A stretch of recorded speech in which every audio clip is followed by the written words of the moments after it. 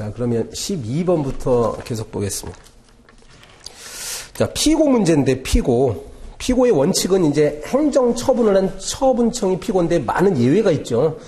근데 기억에 대통령이 공무원에 대해서 어떤 불이익한 처분을 하면 그 피고는 그 공무원의 소속 장관이라고 했지.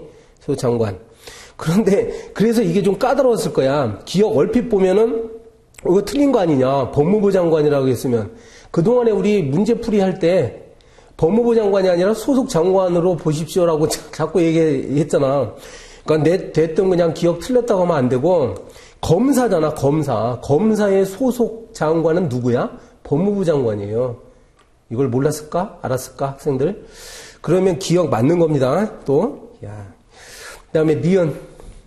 국토교통부 장관으로부터 권한을 내부 위임받았다. 내부 위임받아서 차관이 처분을 한 경우에는 원칙적으로 누구라고 해야 돼요? 국토교통부 장관이라고 해야 됩니다. 내부 위임은 아직 권한이 차관한테 넘어간 것이 아니기 때문에 권한은 장관의 이름으로 했겠죠. 그래서 요거 니은도 아리송한데 사실은 잘 봐야 돼요. 여기 뭐 누구의 명의로 했다. 만약에 국토교통부 차관의 명의로 했다. 이름으로 했다. 이런 표현이 나왔으면 차관인데 아무 말이 없잖아. 아무 말이 없기 때문에 원칙적으로 원칙에 돌아가가지고 장관이라고 했어야 됩니다. 그지? 내부임이니까. 그럼 니은 틀린 거로 해야 돼요. 디귿. 요거는 이제 특별법이 있잖아요. 헌법재판소법에 따르면 헌법재판소장이 내린 처분에 대해서는 헌법재판소 사무처장이 하고 되어 있죠. 국회 사무총장 이런 경우 법원행정처장 이렇게 되어 있죠. 디귿 맞고 리을. 환경부 장관의 권한을 위임받은 서울시장이 내린 처분에 대한 취소 등 서울시장이 내렸다고 했잖아. 이건 뭐 당연히 그 위임청과 수임청의 관계고 수임청이 적법하게 자기의 권한을 행사한 거잖아요. 수임청이. 그러니까 서울시장이라고 했어야 됩니다. 만약에 기억을 헷갈렸다고 치면 그러면은 지문 중에 디귿 리을이 있었을까? 아, 있었네. 안타깝게도 2번이 디귿 리을이 있었기 때문에 2번 찍은 학생들이 많을 것 같은 생각이 드는데 문득. 그래서 이 3번이 정답이었습니다. 이거는 3번이 정답이었어. 자, 그 다음에 13번. 다음 사례에 대한 설명을 옳지 않은 것. 갑은 식품위생법에 따라 허가를 받아 식품 조사 처리업 영업을 하고 있던 중 을과 영업 양도 계약을 체결했다. 당의 계약은 하자 있는 계약이었대. 하자가 있었대. 근데 을이 양수인이잖아. 양수인이 지금 영업자 지위승계 신고를 했습니다. 이 사례 아주 중요하고 뭐 맨날 나오는 문제예요. 그럼 1번. 자, 행정청이 의뢰 신고를 수리한다면 이거는 그 뭐죠? 무슨 신고지? 수리를 요하는 신고죠. 그래서 이는 실질에 있어서 을에게는 적법하게 사업할 수 있는 권리를 설정해주는 행위입니다. 맞습니다. 그 다음에 의뢰 신고를 수리하는 경우에 양도계약이 무효라면 기본행위가 무효니까 여기 수리처분에도 무효다. 맞는 거겠지. 3번은 의뢰 신고를 수리하기 전에 갑의 영업허가 처분이 취소됐다. 이런 경우에 을은 이제 자기가 권리를 받을 수 있는 위치에 있었는데 갑자기 처분이 취소가 되기 때문에 그 갑에 대한 영업허가 처분 취소 소송을 제기할 수 있어요. 또 을은. 그래서 3번이 틀렸습니다. 이익은 있다라고 해야 돼.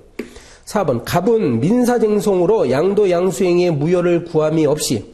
그러니까 원래 이렇게 구해도 되죠. 양도 양수행위는 계약이니까 민사소송으로 가도 되는데 막바로 식품의약품안전처장을 상대로 한 행정소송으로 위신고 수리 처분의 무효 확인을 구할 법률상 이익이 있습니다.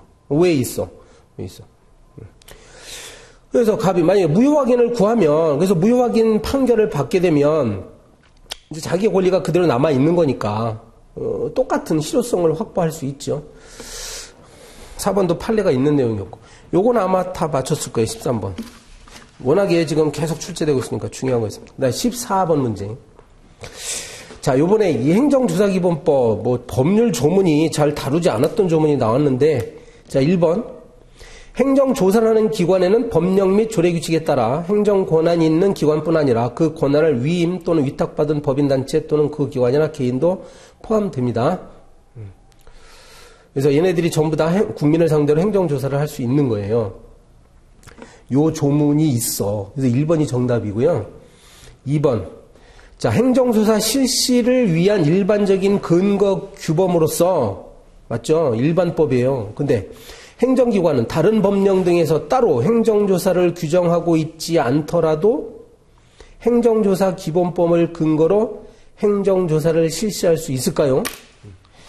지금 조사 기본법이라는 거는 요거는 조사 절차와 관련된 절차에 관한 일반법이고 개별법이 있어야 될 거 아니야.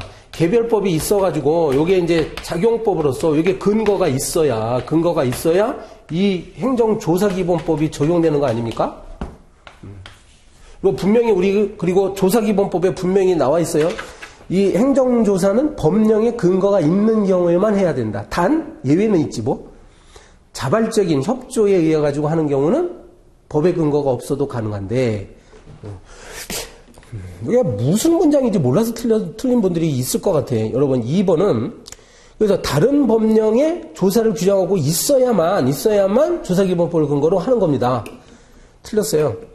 3번 조사 대상자가 조사 대상 선정 기준에 대한 열람을 신청한 경우에 행정기관은 그 열람이 당의 조사 업무를 수행할 수 없을 정도로 조사 활동에 지장을 초래한다는 이유가 있으면 열람을 거부할 수 있습니다. 요 조문을 혹시 몰랐을 수도 있어요. 네, 몰랐을 수도 있는데 이런 조문이 있어. 그래서 수행할 수 없다. 조사 업무를 수행할 수 없어? 열람을 시키다 보면? 그러면 거부할 수 있을 것 같지 않습니까? 거부할 수 있습니다. 이런 조문이 있어. 그 다음에 정기조사 또는 수시조사를 실시한 행정기관의 장은 조사 대상자의 자발적인 협조를 얻어 실시하는 경우가 아닌 한 동일한 사안에 대하여 동일한 조사 대상자를 재조사해야 한다.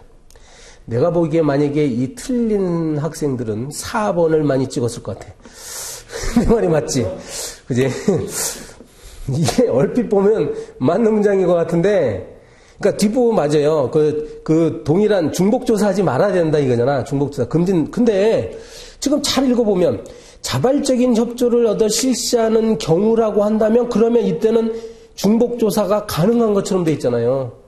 그렇죠? 이런 말을 해서는 안 되는 거야. 물론 이제 그 중복조사가 가능한 경우가 있기는 있어요.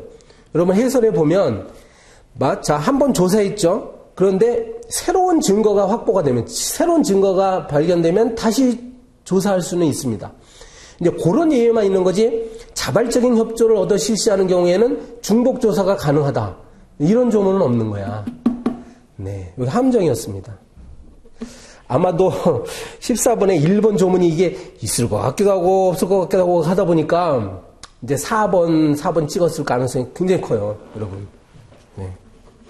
그래서 내가 이 시험이 끝나고 나서 우리 사무실 직원분들에게 행정법은 아마 100점은 나오지 않을 겁니다. 그래서 100점은 나오지 않을 겁니다. 분명히. 함정 문제가 몇 문제 좀 있더라고요.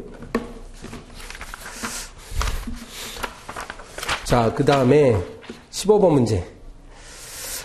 행정처분의 이유 제시에 대한 설명으로 옳지 않은 것은 당초 처분의 근거로 제시한 이유가 실질적인 내용이 없는 경우에도 이 1번은 또 나오는데 그 행정처분의 추가 변경이죠. 사유의 추가 변경인데 여러분 사유의 추가 변경이란 건 반드시 어떤 처음에 A라는 사유가 있었던 거야. 네. 여기에 뭐가 있었는데 일단 처분 사유도 없이 처분을 내릴 수는 없죠. 그지? 처분 사유가 있었는데 이걸 그 재판 과정에서 B라는 사유로 추가하거나 아니면 변경하거나 이렇게 한다는 이야기죠. 그지? 그러니까 이 1번에 보면 실질적인 내용이 아예 없었어? 그럼 이유를 제시 안 했다는 건데 나중에 추가할 수 있겠습니까? 그지? 그럼 이건 틀린 거예요. 그래서 일단 1번이 의심이 커요. 그죠? 의심이 있지. 2번으로 가봐. 이유 제시가 아예 결여되어 있는 경우에 이를 사후적으로 추안하거나 보완하는 것은 늦어도 당의 처분에 대한 쟁송이 제기 전에는 행해져야 위법성이 제기될 수 있어? 이거는 그 추가 사유가 아니라 뭐죠? 이거는 이유 제시 문제죠. 2번은 이유 제시. 그러니까 이유 제시를 아예 누락하는 경우가 있을 수 있어요. 근데 나중에라도 보완, 추안을 할 수는 있는데 시기가 쟁송 제기 전이잖아요. 뭐 잘 아는 거죠? 쟁송 제기 전까지. 틀렸어. 그럼 맞는 거죠? 이 문장은 맞는 거지. 3번.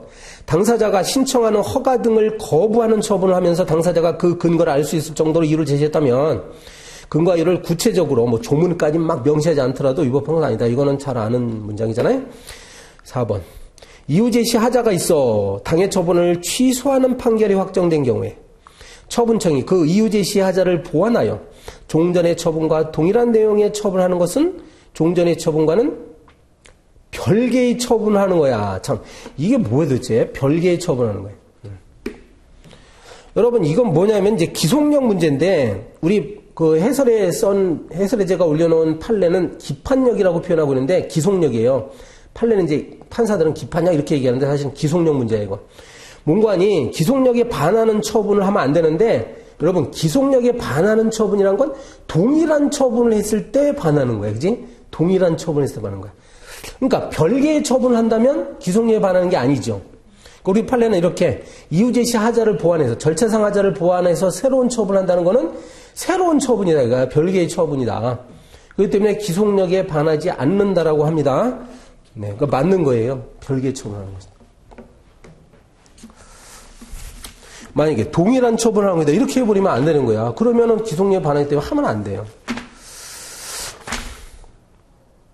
아마 이제 15번이, 15번도 좀 틀린 분들 많이 있을 것 같은데, 그지? 1번이 무슨 말인지 몰라서, 그지? 이번에 알아두세요. 그 다음에 16번. 처분에 대한 이해관계는 제3자의 법적 지위, 옳은 거? 기억. 행정청이 처분을 서면으로 하는 경우, 상대방과 제3자에게 행정심판을 제기할 수 있는지 여부와, 제기하는 경우에 행정심판 및 청구기관을 직접 알려야 됩니까? 일단 고지에 관련된 건데 고지는요. 처분을 서면으로 할 때는 상대방에게만 하면 됩니다. 여기서 제3자라고 나와서 틀린 거예요. 그지? 네. 그 고지 있잖아. 행정심판 불복 절차를 알려주는 건 제3자가 신청하면 알려줄 수 있어요. 요청하면 알려주는 거지. 아무튼 제3자라는 말이 들어가서 틀렸어. 상대방한테만 하는 거예요. 니은 행정소송의 결과에 따라 권리 또는 이익의 침해 우려가 있는 제3자는, 네. 그래서 사실상 이익 침해 우려 갖고는 안 돼요. 이렇게 권리 또는 이익의 침해 우려가 있는 제3자에 대해. 그러면 뭐야? 소송 참가할 수 있습니다. 이때 참가인인 제3자는 실제로, 참가 신청해서 법원이 허락했어요. 당신 참가해도 됩니다. 그런데 이 사람이 만약에 허가가 나왔는데, 그 다음에 이제 공무원 시험 준비한다고 바쁘니까 재판에 참여 안 한 거야. 그럼 나는 재판에 참여 안 했으니까 나는 판결의 효력을 안 받습니다. 그러면 안 되지.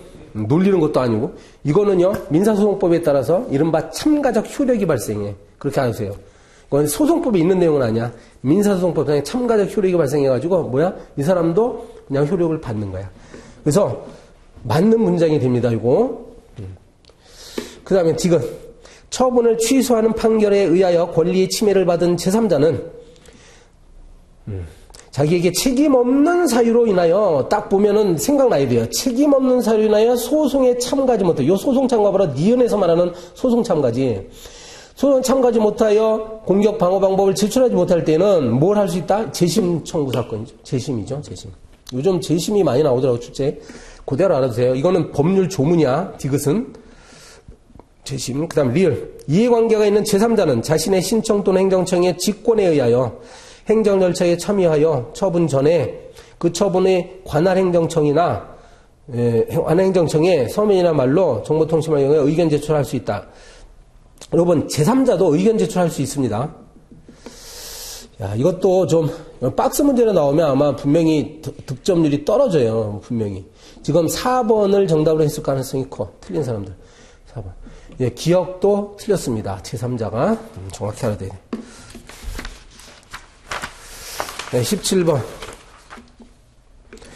사업주 갑에게 고용된 종업원 을이 영업행위 중 행정법규를 위반한 경우에 행정벌을 물어보고 있어요. 1번. 위 위반행위에 대해 내려진 시정명령에 따르지 않았다는 이유로 을이 과태료 부과 처분을 받고 이를 납부했다면 당초 위반행위를 이유로 을을 형사처벌할 수 있느냐. 이거는 행정질서벌과 행정형벌을 병과할 수 있느냐의 질문이잖아. 그거였어. 할 수 있죠. 네, 과태료 낸 사람도 또다시 형사처벌 받을 수 있습니다. 행정형벌. 2번. 행위자 외에 사업주를 처벌한다는 명문의 규정이 없더라도 그러니까 양벌 규정이 없더라도 그 뜻이죠. 양벌 규정이 없더라도 관계 규정의 해석에 의해 과실 있는 사업주도 벌할 뜻이 명확한 경우에는 네. 그래서 사업주도 처벌할 수 있습니다. 맞습니다. 그래서 이것도 일단 처벌의 대상은 과실을 범한 자는 처벌의 대상이 되지 않는 것이 원칙이에요. 근데 예외적으로 이제 법이 과실범도 처벌한다는 규정이 있으면 가능하고, 그 다음에 해석상 과실범도 처벌하는 것으로 해석이 된다면 또 역시 가능합니다. 그래서 이게 맞는 말이었어요. 2번. 3번. 갑의 처벌을 규정한 양벌 규정이 있는 경우에도 을이 처벌을 받지 않은 경우에는 갑만 처벌할 수 없어. 이거는 명백히 틀렸는데, 요거 3번은 판단 잘했어야 돼요. 그래서 이거는 사람이 두 사람이잖아. 그래서 이 처벌 규정은 양쪽 사람이 잘못했는지를 개별적으로 판단하는 거지, 을이 처벌받지 않았다고 하더라도 갑은 처벌받을 수 있습니다. 종업원에 대해서 관리 감독을 제대로 하지 않았다는 데에 대한 처벌이기 때문에 처벌 내릴 수가 있어요. 3번은 틀렸어. 네, 4번. 을행위가 과태료 부과 대상이면 위법하지 아니한 것을 오인했다고 한다면, 요 문장을 보는 순간 생각났어야 돼. 왜 오인 나왔지 여기서? 우리 질서위반행위규제법에 오인이 있는 경우에 그 오인에 정당한 이유가 있는 경우에 하나요? 벌할 수 없죠. 네, 정당한 이유, 이런 말이 빠져서 틀린 거예요. 4번은. 네. 2번이 답입니다. 2번이 답일 수밖에 없어요. 까다로운 문제였을까? 17번은? 이 과태료와 형벌의 그런 법적 지위, 체계를 정확히 몰랐다고 한다면 틀릴 수도 있었겠네요. 2번과, 동그라미 2번과 3번 사이에서 왔다 갔다 했을 가능성이 있습니다. 18번, 행정강제. 관계법령상 행정대집행의 절차가 인정되어 행정청이 행정대집행 방법으로 대체적 자기의무를 이행을 실현할 수 있는 경우에는 따로, 이건 많이 했죠. 여러분, 대집행법이 적용될 수 있는 경우에 민사소송이나 민사집행법이 적용될 수 없다. 맞고. 2번.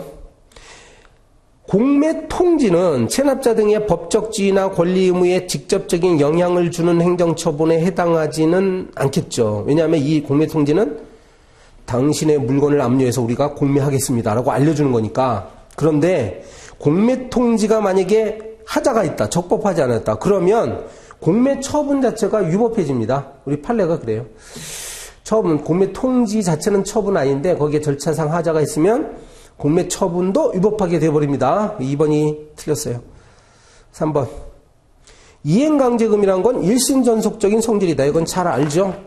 그래서 만약에 사망한 사람에게 이행강제금 부과하면 안 돼요. 이행강제금은 대체적으로 뭐예요? 비대체적 부작위 의무나 자기 의무, 비대체적 자기 의무나 비대체적 부작위 의무에게 부과하는 게 이행강제금이니까 본인에게만 직접 해야 된다고. 비대체적 의무니까. 그러니까 사망한 사람이 하면 이건 부여입니다. 4번.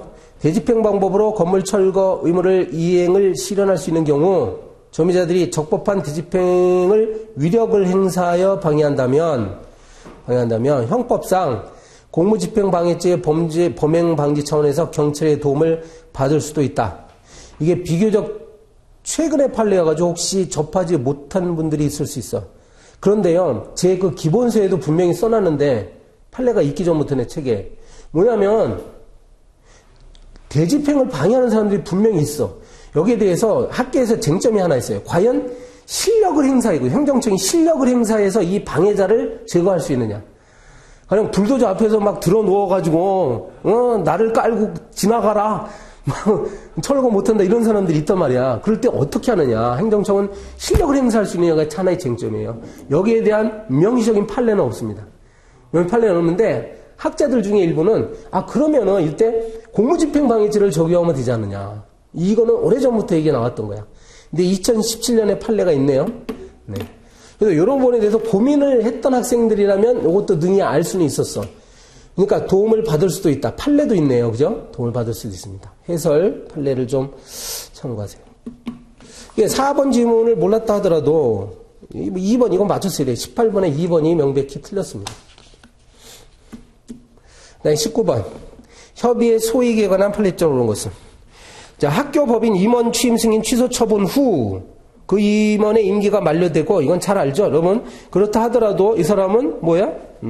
그래서 임기 만료되기 전까지의 보수를 받을 이익이 있죠. 그렇기 때문에 맨 끝에 이익이 없다, 틀렸어. 2번.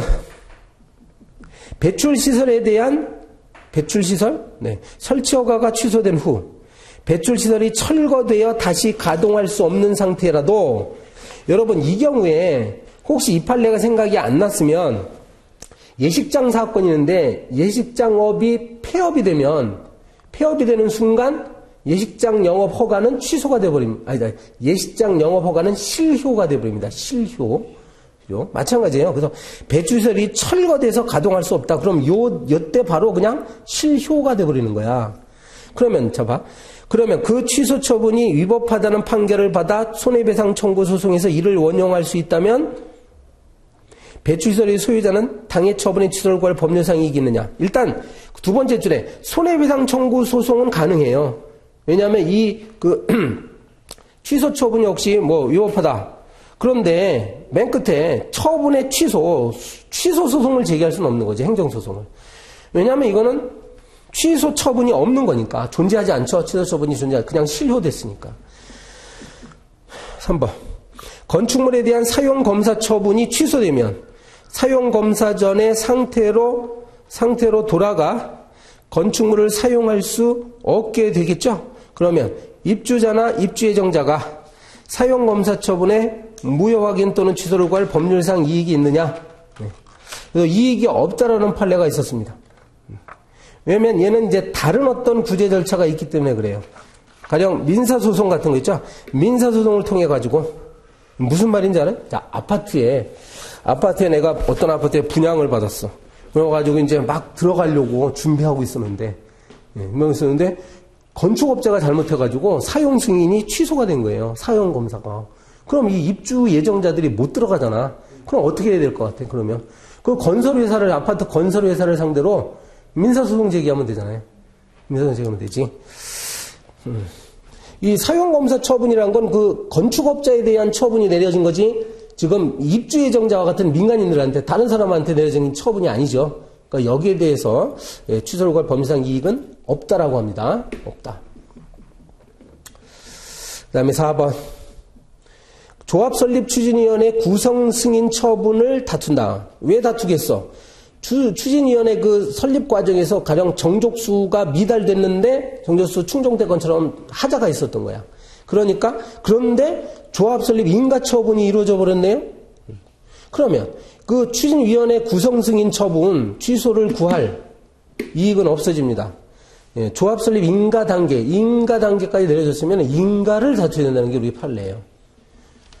구성 승인 처분 취소를 받아본들 이 조합이 설립돼가지고 계속 조합 사업을 이제 시작하거든요. 그럼 그걸 중시키지, 그걸. 그 다음에 20번.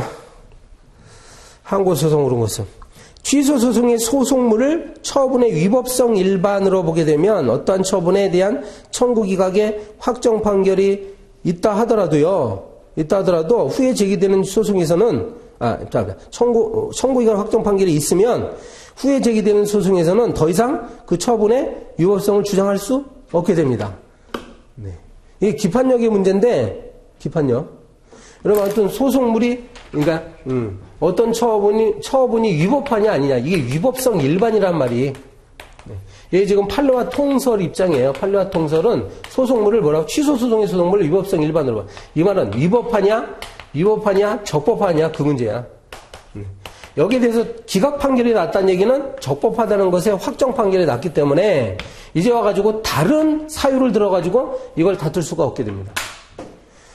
판례는 그런데 만약 이 소수설은 있어요. 소수설은 개별 위법 사유, 개별적인 위법 사유를 근거로 해가지고 위법 사유가 만약에 소송물이다 이렇게 돼버리면 사유가 여러 가지가 있지. A, B, C 사유가 있으면은 A 사유가 있다, 적법하더라도 적법 판결이 났다 하더라도 이제는 상대방은요 B나 C 사유 있죠? 이걸 가지고 다시 다툴 수 있게 됩니다. 여기에 큰 차이점이 있어요. 20번에 2번. 아마 20번 문제 많이 틀렸을 것 같은데 여러분. 그래서 자 2번 봐요. 처분권주의라는 거는 처분권주의는 뭐예요? 처분권주의라는 건 소송 절차의 개시, 그다음에 대상, 종결은 당사자에게 맡기는 주의예요. 처분권주의. 그러니까 본인이 모든 소송 과정을 주도하는 거야. 그런데 이거는 이렇게 표현해요. 이거는 사적 자치의 절차법적 내용이다. 이렇게 표현합니다. 사적 자치란 말도 맞아. 여러분, 사적 자치란 말을 할 때는 무슨 뜻이에요, 원래? 사법상에, 우리가 민법상의 어떤 개인 간의 관계를 사적 영역이라고 하죠. 이것이 소송법상에서 나타난 것이 처분권주의라고 보는 거야. 왜냐하면 자기 마음대로 한다는 거지. 자기 뜻이다. 그런데, 그러니까 근거를 둔 뿌리를 두고 있다. 여기까지는 맞아요. 그죠? 네. 그런데 취소소송에도 적용됩니다. 당연히. 취소소송도 소송을 제기한 자가 언제든지 자기가 이걸 하기 싫으면 소를 취할 수 있는 거예요. 그 다음에 3번.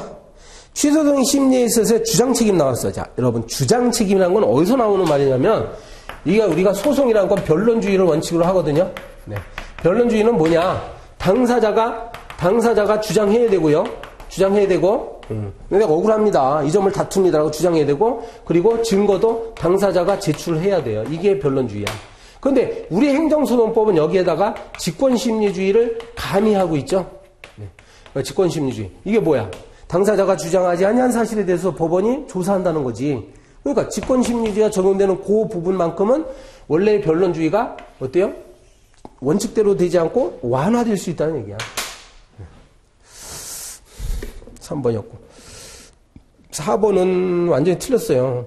여러분, 그 부작위법확인 소송이나 그 거부처분 취소소송에서는 신청권이 존재해야 되고, 근데 이 신청권이 만약에 없으면 대상적격 탈락이냐, 원고적격 탈락이냐의 논의는 있어. 이게 과연. 여러분은 무슨 입장인 것 같아요? 우리, 판례는 일단 대상적격으로 보는 것 같아요. 대상적격. 왜냐하면 신청권이 있는 자가 신청했을 때 거부당하면 소송을 제기할 수 있다. 이렇게 얘기하거든.